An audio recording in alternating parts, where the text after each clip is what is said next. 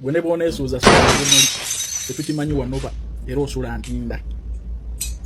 Mugezaako kuba ebiraka nti ense n'abalaba etya naye mazima googerwe Nansi kombi wanoba maka gakulema dda.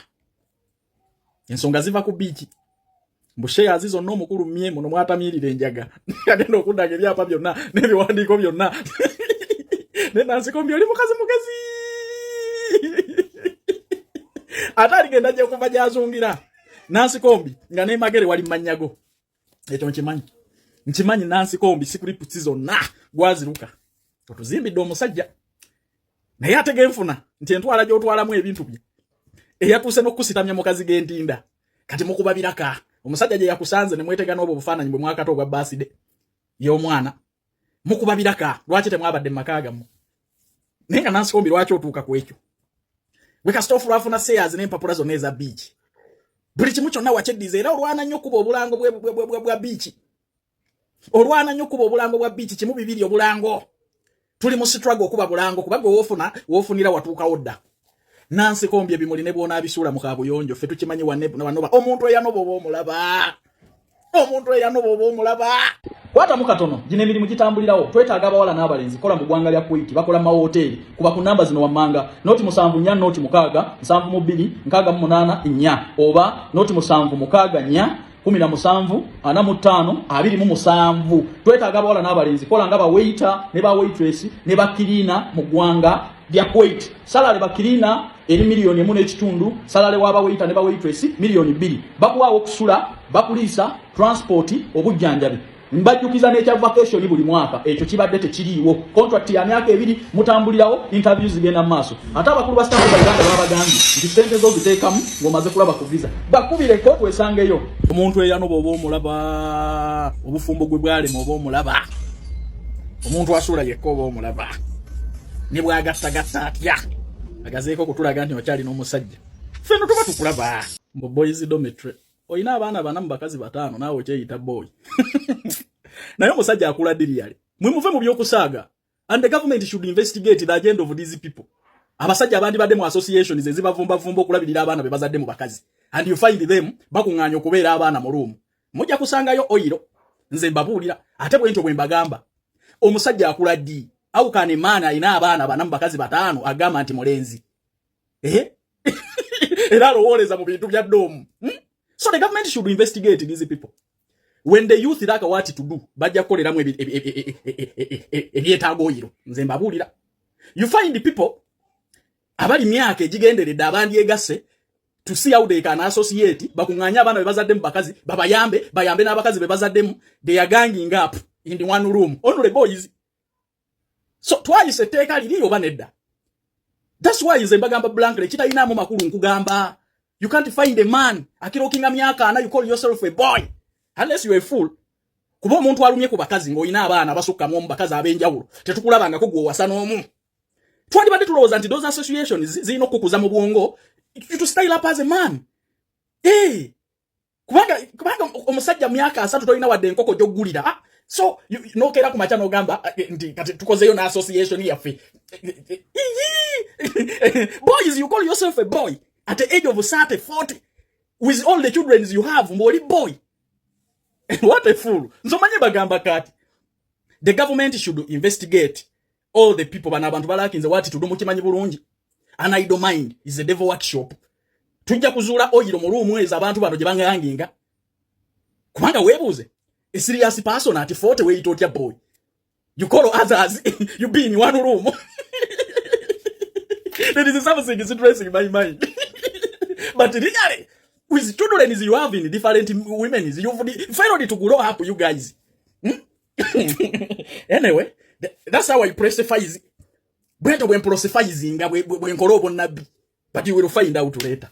Okusoka nsaba okwebaza nera nga mpekitiibwa omukulembeze wange President Yoweri Kaguta Museveni neneebaza n'abantu abambeereddewo mu mbeera yonna embi gye nabadde nzimu ne ku ddwaliro ke nabadde ne treatments zonna ze nabaddeko neneebaza maama full figure n'abakyala wa TikTok atukulembera ku social media olw'omulimu gwonna gwe yakoze ogwabaddewo neneebaza n'ekitongole kyonna n'omukyala maama nanyini mwana eryansuubizizza nangamba weekwate weereete tetukunoonya nnyo nja kusonyiwa onaaba weereese oneekweka awo bisigadde gavumenti ejja kukwasa omukono ogw'ekyuma nange neneekwata neneereeta mu butongole neneewaayo mu mikono gy'abamateeka era nga ntuukiriza maama kyewansabye nti ogenda kunsonyiwa bwe nakikola era nga nakikoze naye taata w'omwana naye namukubidde nenjogerako naye obadde obamanyi n'obamanya be bankubidde n'obaagala naye bagamba ogenda mulya ne bagamba Silver weekwate weetwale bampitawalakira Peter ovaawa Masaka y'omukyazanga mu Lwengo district Lwengo district wa Lwengo district okola mulimu ki ndi mutemi wa nnyama nabadde njiga kutema nnyama ku bbuca enalumunye mu Jomaali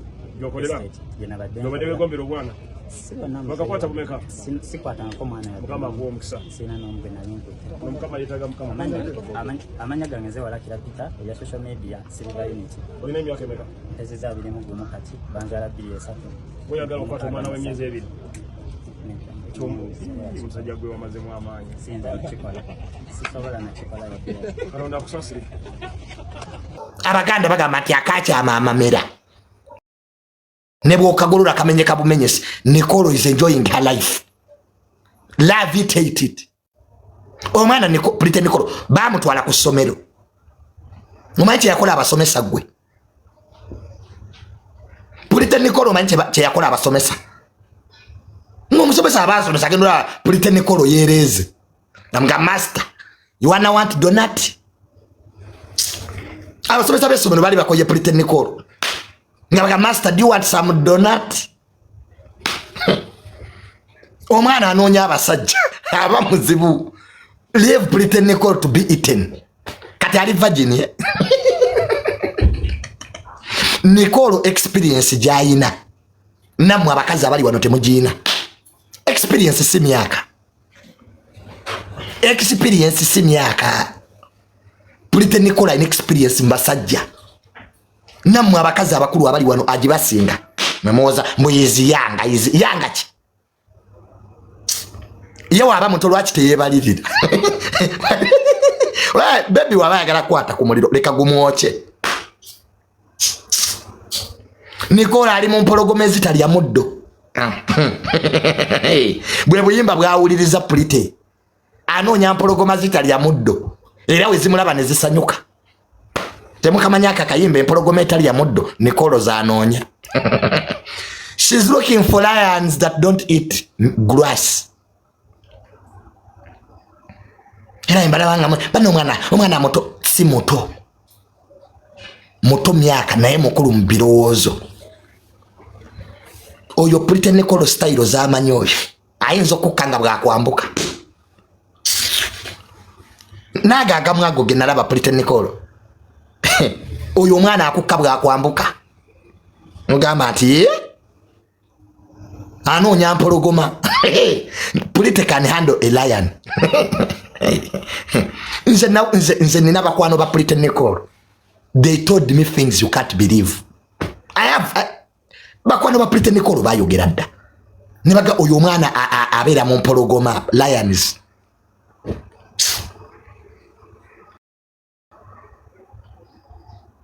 Nze ate gwe Pretty era nange nandikulidde. Kati ze junior Pretty mbunyinza omusonyiwa. Mbu muto nze ndi mukulu nange ndi muto. Waliwo ekiseera wolina okudda obuto. Kati junior nga Pretty mbungajjanga nga musonyiwaza.